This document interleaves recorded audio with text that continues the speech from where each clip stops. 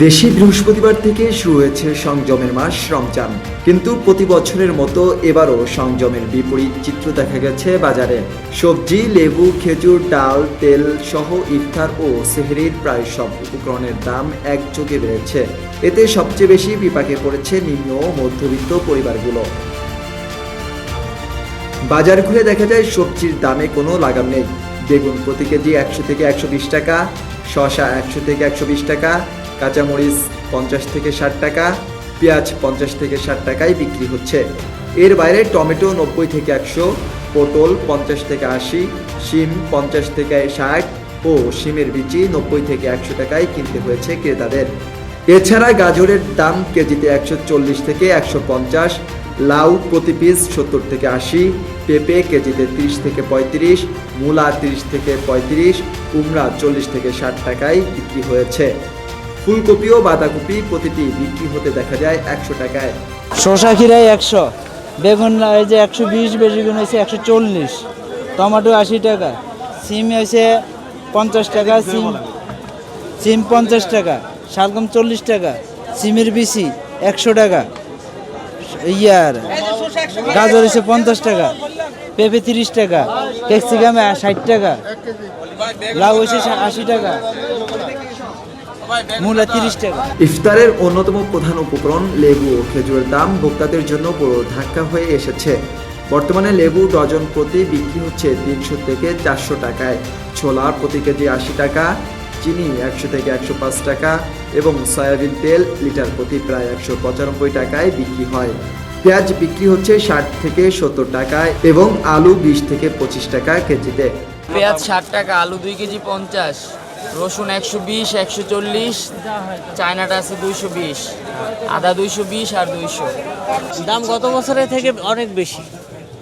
কি মনে হয় আপনাদের যে চাহিদা, সেই চাহিদা মোতাবেক কিনতে পারছেন? না না না, চাহিদা মোতাবেক কেনা সম্ভব না। সবজি বাজার যেমন করলা আছে 200 টাকা কেজি, এটা কি সম্ভব কিনে খাওয়া? সস্তা আছে কিছু, ফুলকপি, শালগম, মানে সিজন শেষ, শীতের মৌসুমের যে সবজিগুলো ওগুলো শেষের দিকে, ওগুলো তো এখন ভালো না, ওগুলো রেট কম আছে, আর নতুন সবজি অনেক দাম বেশি। খেজুরের বাজারেও স্বস্তি নেই। সাধারণ মানের খেজুর কেজিতে 220 থেকে 270 টাকা এবং উন্নত মানের খেজুরের দাম 800 থেকে 1800 টাকা পর্যন্ত উঠেছে। এর কারণ হিসেবে বিক্রেতারা জানান, বাদামতলীতে খেজুরের আড়তে সিন্ডিকেট করে দাম বাড়ানো হয়েছে। ফলে ক্রেতা ও বিক্রেতা দুই পক্ষকেই হিমশিম খেতে হচ্ছে।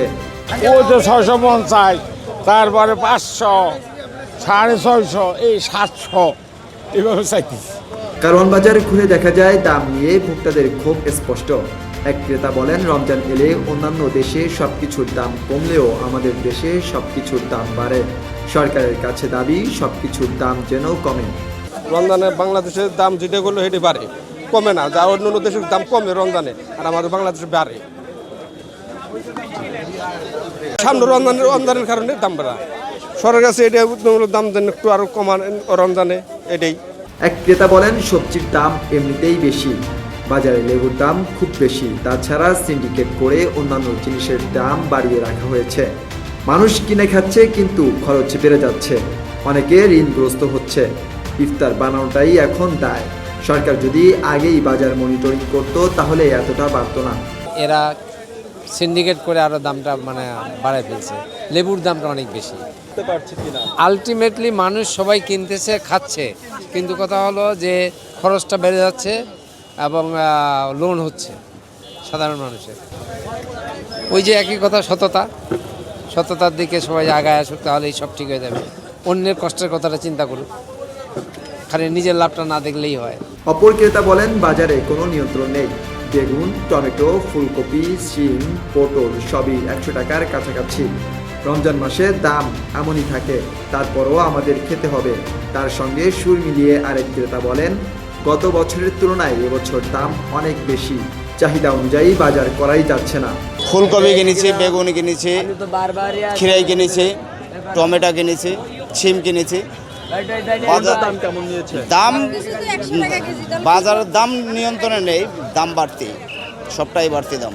কোনটা কত? 100 টাকা করে তো বেগুন, টমেটো, ফুলকপি একই অবস্থায় প্রতিটাই 100 কেজি। বিক্রেতারা বলেন আমরাও বেশি দামে কিনে আনছি, ফলে কম দামে বিক্রি করা সম্ভব হচ্ছে না।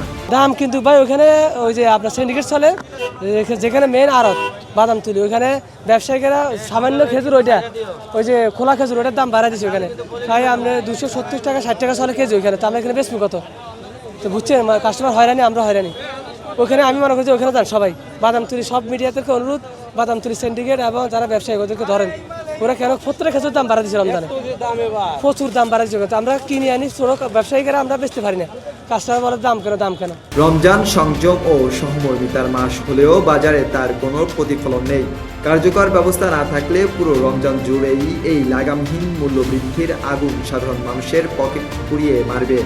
এই আশঙ্কাই এখন সবচেয়ে বড় বাস্তবতা। ফয়জুল ফয়সাল, প্রতিদিনের বাংলাদেশ।